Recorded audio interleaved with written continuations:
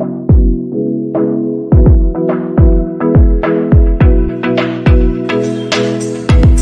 everyone and you're welcome on my channel Har Ghar English. So now my dear students, we will discuss the MA first semester paper second PYQs 2024 discuss in this session. आज के हम इस session में discuss करने वाले हैं हमारे previous years questions को जो कि हमारे पेपर में आए थे। हमें ये देखना है कि उस पेपर का फॉर्मेट क्या था और किस टाइप से क्वेश्चंस पुट अप किए गए थे स्टूडेंट्स से। और स्टूडेंट्स को अगर लिखना है, अपने इन क्वेश्चंस को अटेम्प्ट करना है, तो हम ये भी बताएंगे साथ साथ आपको कि किस तरह से आपको इन क्वेश्चंस को अटेम्प्ट करना चाहिए। चलिए आज हम देखेंगे 2024 में, क्योंकि ये एक पेपर था जो कि न्यू सिलेबस के अकॉर्डिंग रखा गया था एमए फर्स्ट सेमेस्टर के सिलेबस में, ख़ास तौर से उन बच्चों के लिए जो कि रज्जू भैया यूनिवर्सिटी से एमए कर रहे हैं और उनका सेमेस्टर फर्स्ट है, तो उनके लिए तो ये सेशन और ये वीडियो बहुत ज़्यादा इंपॉर्टेंट होने वाली है। तो बिना स्किप किए पूरी वीडियो देखिएगा। ओके डियर स्टूडेंट्स, साथ ही आप चैनल को लाइक सब्सक्राइब शेयर ज़रूर करिए अदर स्टूडेंट्स के साथ में। जिस तरह से हम आपको यहाँ पर लॉन्ग क्वेश्चंस के आंसर प्रोवाइड करा रहे हैं, इस तरह के लॉन्ग क्वेश्चंस के आंसर मुझे नहीं लगता कि आप यूट्यूब के किसी भी चैनल पर देखेंगे सीक्वेंस वाइज। इसलिए आइए हमारे चैनल से जुड़िए और ज़्यादा से ज़्यादा हमें मोटिवेट करिए ताकि हम आपके लिए अच्छी अच्छी वीडियोज़ और अच्छे अच्छे क्वेश्चंस लेकर आते रहें। चलिए देखते हैं अपने प्रीवियस ईयर्स के क्वेश्चन को जो कि आज आपके साथ हम शेयर कर रहे हैं। MA semester first, okay, English के लिटरेचर का कोड है 6450। MA semester first examination 2024 and 25। English literature, paper name is Indian English poetry. Paper second, you now very well this is the paper second. ये आप अच्छे से जानते होंगे कि इस पेपर का अगर हम देखें कि ये ऑर्डर में सीक्वेंस वाइज किस नंबर पर है, ये तो ये सेकंड नंबर पर है, तो पेपर सेकंड इसीलिए इसका नाम है इंडियन इंग्लिश पोइट्री का। टाइम है 2 hours, maximum marks 75। Okay, maximum marks 75 क्यों है, 100 क्यों नहीं है? अब आप सब ये भी क्वेश्चंस अपने दिमाग में ला रहे होंगे, तो उसके लिए मैं आपको ये आंसर बता दूं, क्योंकि आपका जो इंटरनल एग्ज़ाम होता है 25 मार्क्स का होता है, तो 25 मार्क्स तो आपको इंटरनल एग्ज़ाम में अपने जो हैं वो ऑब्टेन करने हैं, और 75 मार्क्स का आपका इसीलिए फाइनल पेपर होता है। ठीक है, सेमेस्टर का पेपर जिसको हम कहते हैं, ये पेपर आपका 75 मार्क्स का होता है। चलिए देखते हैं नोट अटेम्प्ट। अब उन्होंने एक नोट दिया है आपको, attempt the questions from all sections as directed. आपको सभी क्वेश्चंस अटेम्प्ट करने हैं जिस तरह से सेक्शन में डायरेक्शन दी गई हैं। Section A, very short answer type questions. Section A में आपको very short answer type questions के आंसर लिखने हैं। अब यहाँ पर इन्होंने फिर से एक नोट दिया है, उसको बहुत ध्यान से पढ़ना है। This section contains only one question which consist of 5 सब क्वेश्चंस। सेक्शन ए में हमने आपको एक क्वेश्चंस दिया है और जिसके अंदर 5 सब क्वेश्चंस हैं। ईच सब क्वेश्चंस कैरीज 3 मार्क्स और प्रत्येक सब क्वेश्चंस के 3 मार्क्स हैं। अटेम्प्ट एनी 3 सब क्वेश्चंस फ्रॉम दिस सेक्शन। इस सेक्शन से आपको कोई भी 3 क्वेश्चंस अटेम्प्ट करने हैं। समझ में आ रही है बात? क्वेश्चन कितने दिए ये मायने नहीं रखता, आपको कितने अटेम्प्ट करने ये मायने रखता है। तो 3 क्वेश्चंस आपको इन सब क्वेश्चंस में से अटेम्प्ट करने हैं। आंसर ईच सब क्वेश्चन इन अबाउट 50 वर्ड्स। प्रत्येक सब क्वेश्चंस का आपको 50 शब्दों में, लगभग 50 शब्दों में आंसर देना है। अंडरस्टूड? यहाँ तक मैं समझती हूँ मेरे सभी स्टूडेंट समझ गए होंगे कि पेपर को किस तरह से हमें स्टडी करना है, किस तरह से उसको रीड करना है और समझना है। फिर हम आगे बढ़ेंगे। अब देखिए सेक्शन 1 में जैसा कि उसने बता दिया कि हमने आपको एक क्वेश्चन दिया। देखिए आप फर्स्ट लिखा है स्टार्टिंग में ही, यानी क्वेश्चन नंबर 1, और इसके सब क्वेश्चन अब आप देख लीजिए, इसके 4 सब क्वेश्चन हैं। तो आपको इनमें से 4 सब क्वेश्चन में से सिर्फ 3 अटेम्प्ट करना है।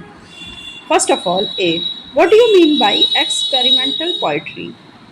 आपके लिहाज से मतलब आपसे ये पूछा जा रहा है कि आप क्या समझते हैं या आप इसका क्या अर्थ निकालते हैं एक्सपेरिमेंटल पोइट्री का।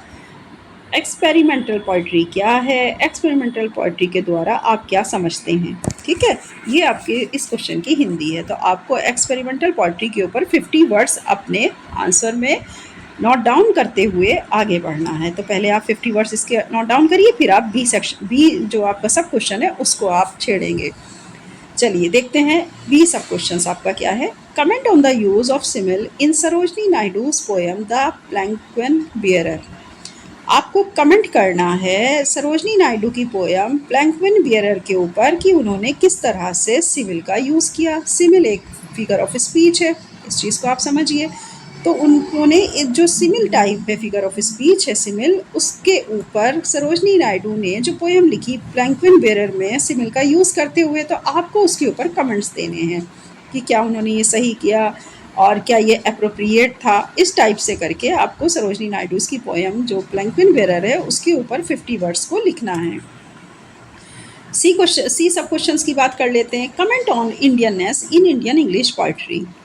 आपको यहाँ पर भी टिप्पणी देनी है या कमेंट करना है इंडियन इंग्लिश पोइट्री की भारतीयता के ऊपर, कि हमें अपनी इंडियन इंग्लिश पोइट्री में भारतीयता कैसे देखने को मिलती है और वो किस हद तक वो भारतीय है। ये आपसे यहाँ पर कमेंट मांगे जा रहे हैं इस टॉपिक के ऊपर। तो आपको सी सब क्वेश्चंस को अपने नोट डाउन करना है। डी की बात कर लेते हैं। डी कह रहा है आपसे comment on the title of the poem pilgrimage. Poem pilgrimage जो है, जो इसका टाइटल है, तो उसके ऊपर आपको टिप्पणी लिखनी है या उसके ऊपर आपको कमेंट लिखना है। टिप्पणी या कमेंट एक ही बात होती है, इस चीज़ को ध्यान रखिएगा। बहुत ही इजी इन्होंने सेक्शन ए को बनाया हुआ था और सेक्शन ए बहुत ही इजी तरीके से पूछा भी था। कोई ऐसी चीज़ नहीं है कि जो आपके सिलेबस के बाहर हो, पूछा उतना ही जाएगा जितना आपके क्वेश्चन पेपर में उन्होंने आपको सेट करके दिया है आपका सिलेबस।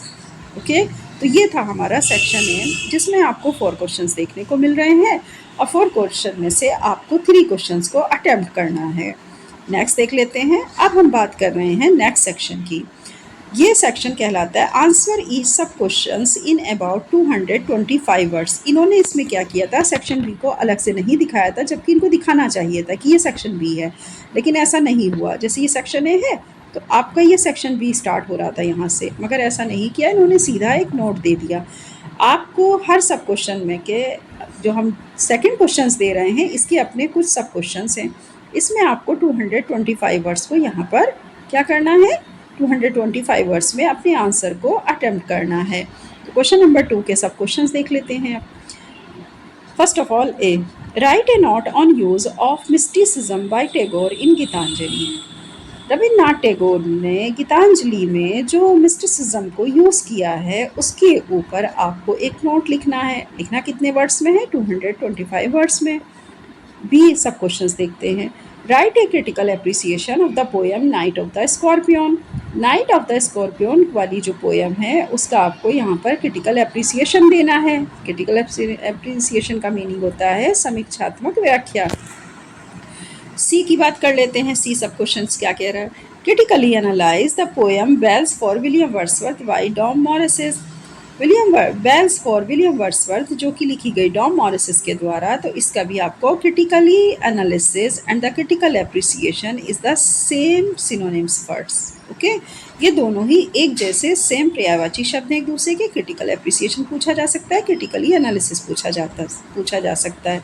क्रिटिकली एनालिसिस का मतलब होता है कि आपकी आलोचनात्मक जो आपने विश्लेषण किया है इस पोएम का, उसका आपको यहाँ पर 225 वर्ड्स में अपने आंसर को अटेम्प्ट करना होता है। Understood. D sub question is the explain with reference to the context. हम आपको कुछ रेफरेंस कॉन्टेक्स्ट दे रहे हैं, मतलब एक्सप्लेनेशन दे रहे हैं, जिनका आंसर आपको रेफरेंस टू द कॉन्टेक्स्ट में देना है।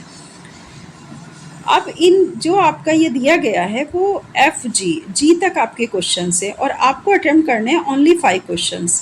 ठीक है, कितने क्वेश्चंस अटेम्प्ट करने हैं, ओनली 5।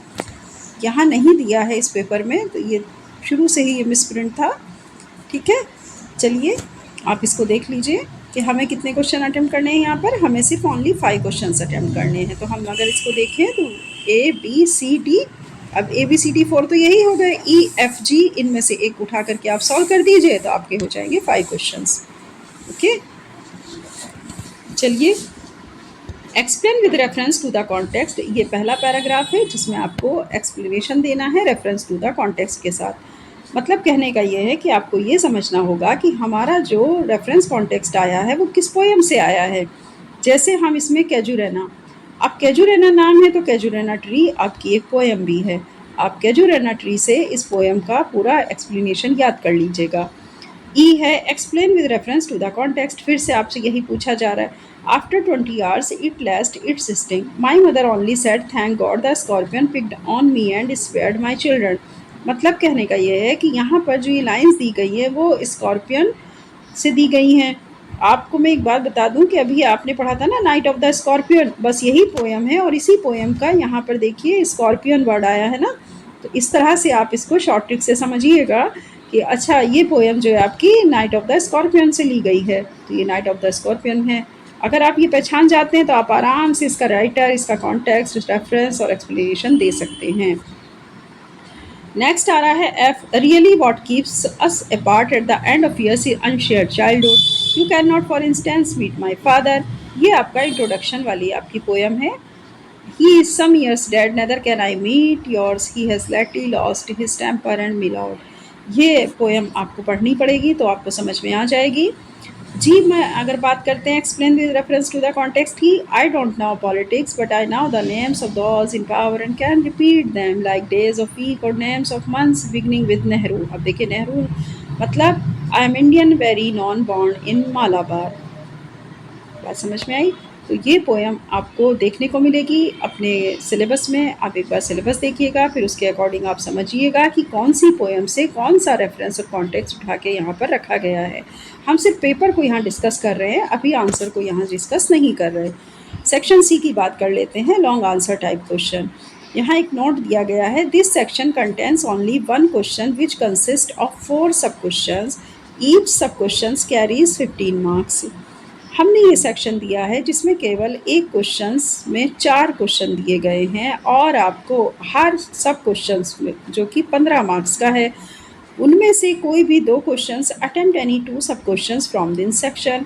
कोई भी 2 क्वेश्चन उठा करके आपको अटेम्प्ट करने हैं इस सेक्शन में। आंसर ईच सब क्वेश्चंस इन अबाउट 475 वर्ड्स। अब वहाँ पर आपको दी गई है वर्ड्स लिमिट, हर प्रत्येक क्वेश्चन का आंसर 475 वर्ड्स में होना चाहिए। और क्वेश्चन कितने मार्क्स का है? 15 का। इसके पहले वाला जब हम बी सेक्शन पढ़ रहे थे तो हमें ये नहीं बताया गया था यहाँ पर नोट, लेकिन हम बता देते हैं यहाँ पर। ये 9 मार्क्स का क्वेश्चन था और 4 क्वेश्चन आपको अटैम्प्ट करने थे, इसीलिए 9 × 4 = 36 आया है। ओके। सेक्शन सी में 15 × 2, क्योंकि आपको 2 क्वेश्चन अटेम्प्ट करने और 15 मार्क्स का एक क्वेश्चन है, तो आपके बनेंगे यहाँ से 30 क्वेश्चन आप यहाँ पर ऑब्टेन कर सकते हैं। चलिए देखते हैं क्वेश्चन नंबर 3 के sub question. First, evaluate Rabindranath Tagore as a poet. मूल्यांकन करिए क्या रविन्द्रनाथ टैगोर एक अच्छे या एक पोइट के रूप में कैसे हैं। तो आपको मूल्यांकन करना है रविन्द्रनाथ टैगोर जी का कि वो एक पोइट के रूप में कैसे हैं। B, write an essay on contemporary Indian English poetry. आपको एक एसे लिखना है कॉन्टेम्प्रेरी इंडियन इंग्लिश पोइट्री के ऊपर, पूरे के पूरा आपको एक एसे लिख करके यहाँ पर अपने आंसर को अटेम्प्ट करना होगा।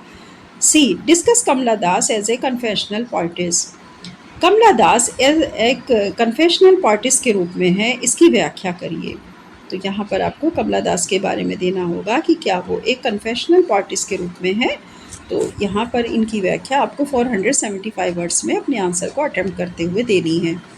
D is the long question, write a critical appreciation of the poem our casuarina tree.